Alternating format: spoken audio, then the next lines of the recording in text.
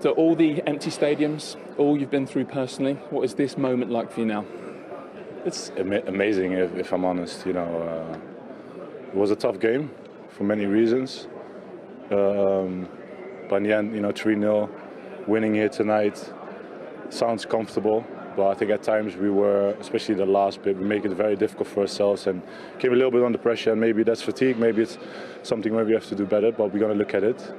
But can't be negative about tonight. We won 3-0. I'm certainly happy that I'm back out there again with the boys, helping the team, and hopefully that can continue, and we'll see what it brings. You don't look too tired. Did you feel as good as new? Obviously, I need games, and but the manager knows it. I know it. So it was a good start today, and time to recover and make sure that I'm hopefully ready for next week. And it's going to be a very tough one again against Burnley. So what are the hardest things to pick up again after such a long break? 300 days without football? Repetitions. I think the first day of training with the group, you need to get back into normal habits. Diagonal protection, coaching. Obviously you've not been shouting to the rest of the team for such a long time. Were they glad to have you back, shouting at them? Well, hopefully.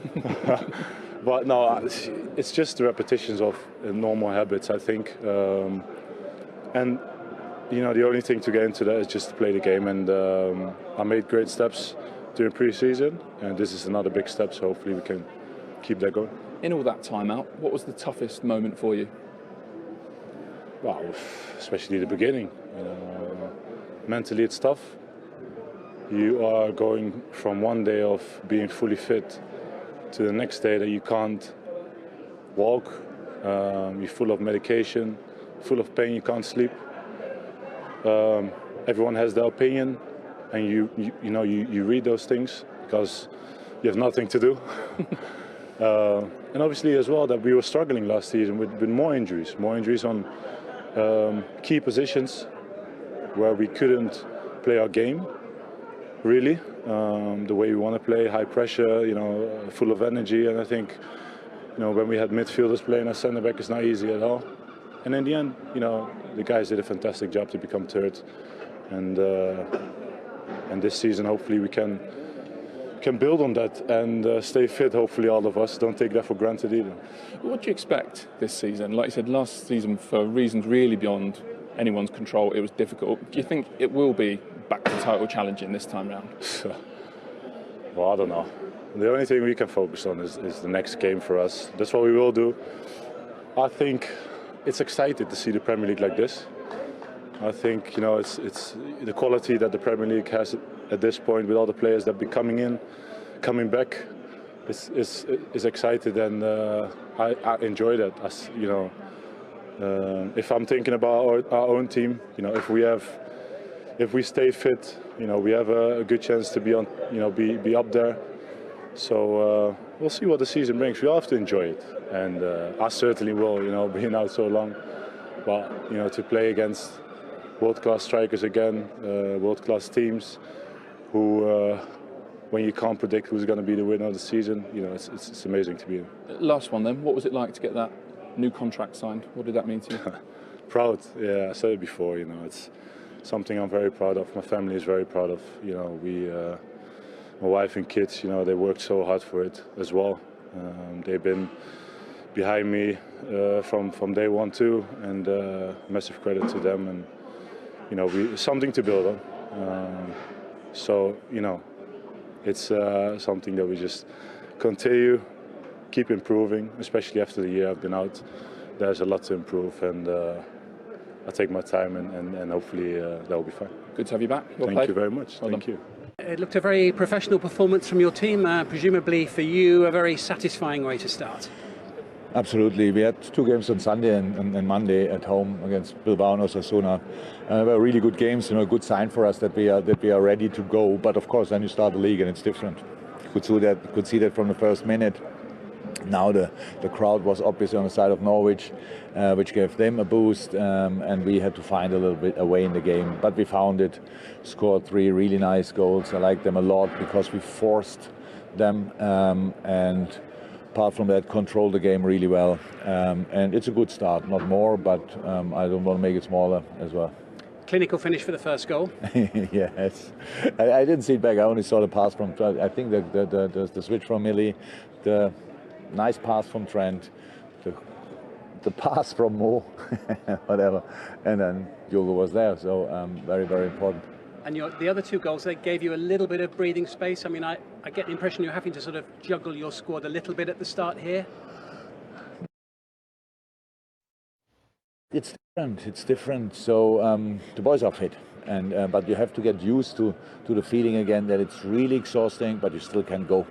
So in pre-season, you pretty much go to that. It's training. You go there, you go there, you go there. Then you play this 30 minutes, 60 minutes, maybe not a lot. Play 90 minutes. That's how you train. How sports science works, and that is clear. You have to get over that point in the game. We came over it, and next game we will look fresher for longer.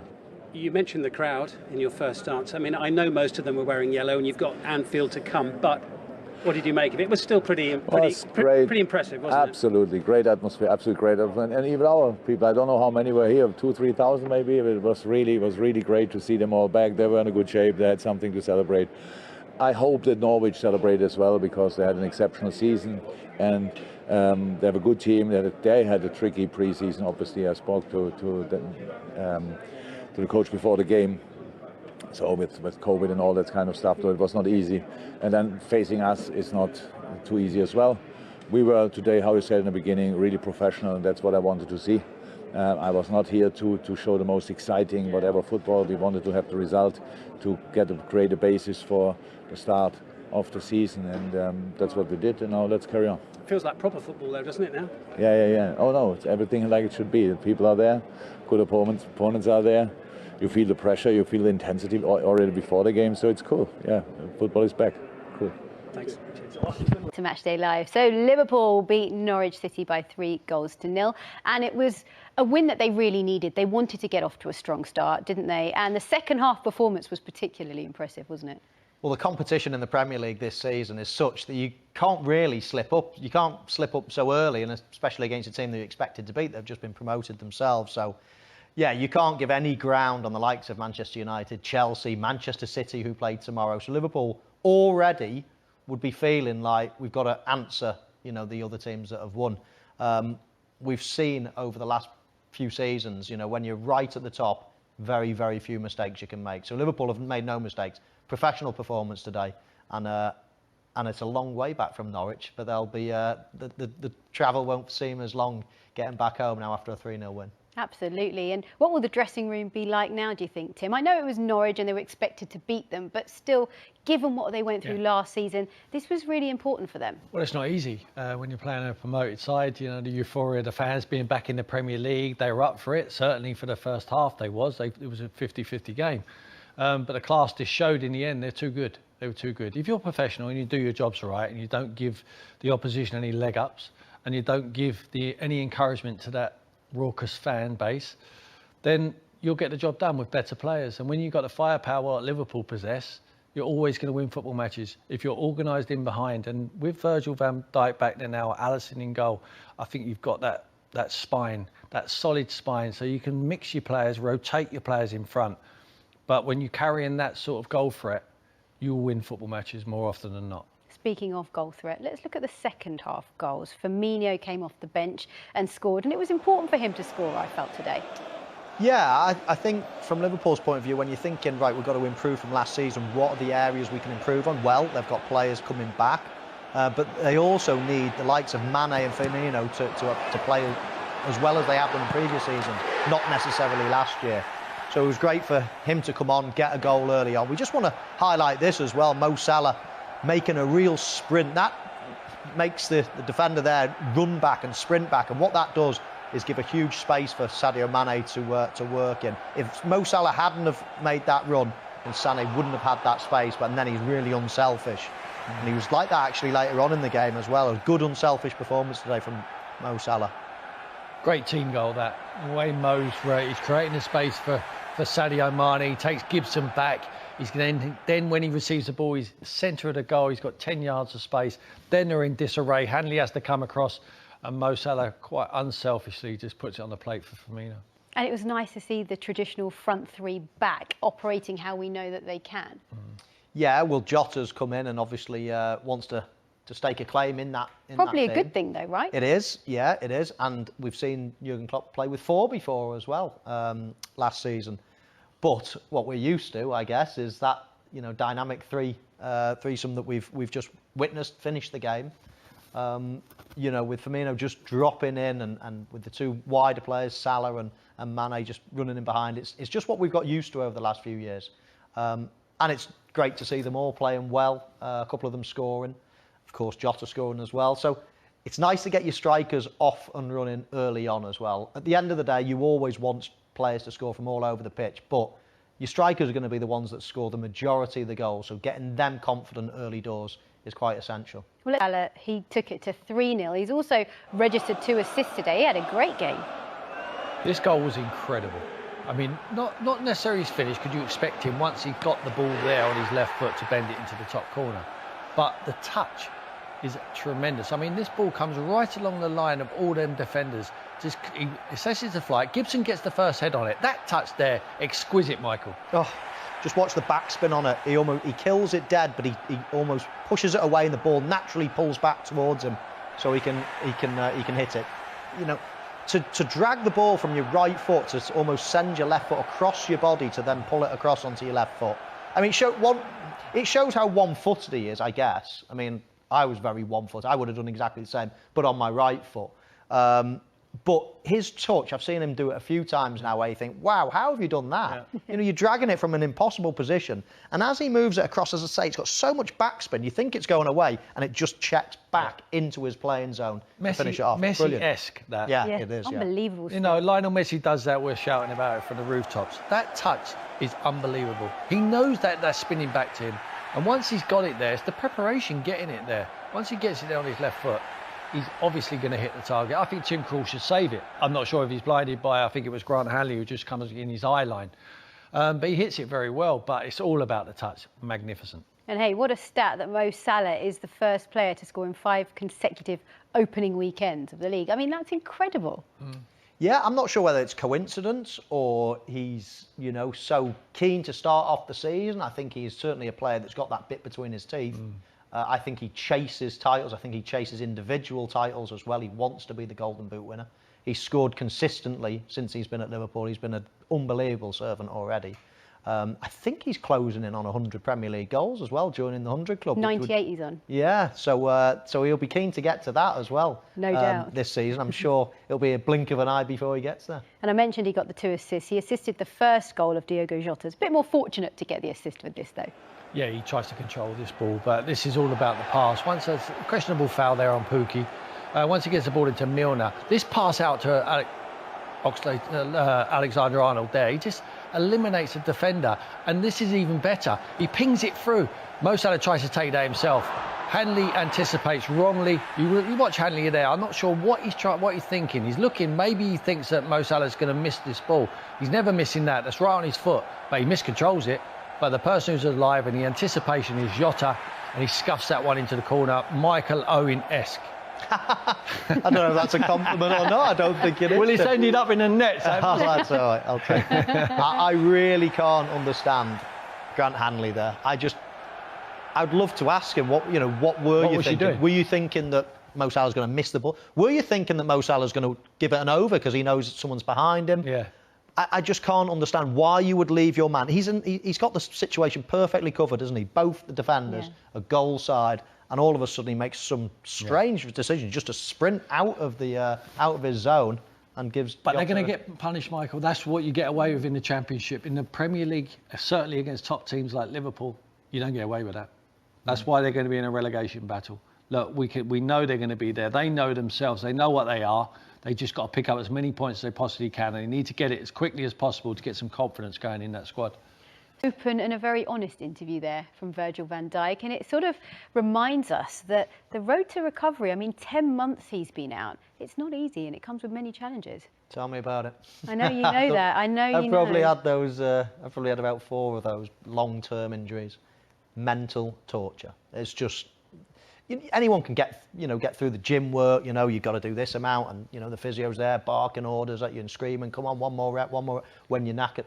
That's fine, because you're doing that when you're on the pitch. You're tuned to go through pain, to push the boundaries, but you're not tuned for the mental stress and anguish and upset and roller coaster of emotions. You've literally got to totally change your mindset from the treadmill of playing and recovering and playing, recovering, to you feel worthless for so long, and you can't allow yourself to feel like that player anymore. You almost don't feel like a footballer anymore, because if you did, you'd drive yourself mad. So you've almost got to just totally shut off from the world, and that's so difficult to do. And then as soon as he said he got frustrated at the start, I used to get frustrated for the first month and the last month, because I could feel it, I could touch it, I'm close to coming, but you felt like you're being held back.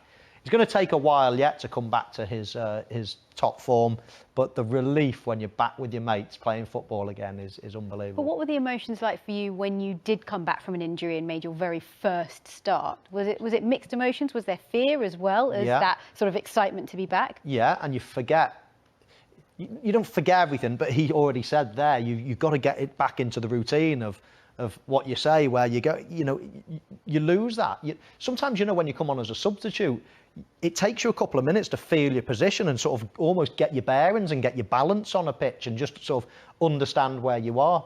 And especially if you've been out a long time, you think you're in the wrong position all the time, and you question yourself, and it's just a matter of routine getting back into those natural positions, especially as a centre-half, because there are rules as centre-halves. As a centre-forward, you can just, no one's saying you stand here and you stand there. You go where you want in many ways. Whereas a centre-half is the ball's there and your teammate's there. You've got to be in a certain position. So it takes time for that to come back. But there's so many different things going through your mind. You're scared of your body.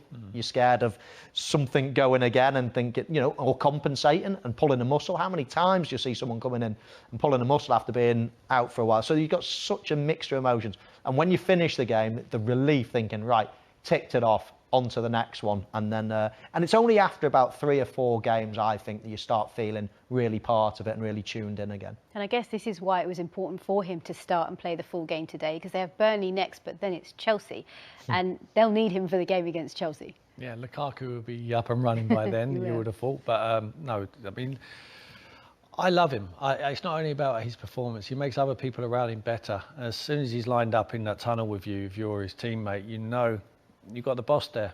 He's on the pitch. He's the governor. He's the man. He's back. He's with us. He sticks his chest out. He's got that arrogance about him in a nice way. He's a lovely man.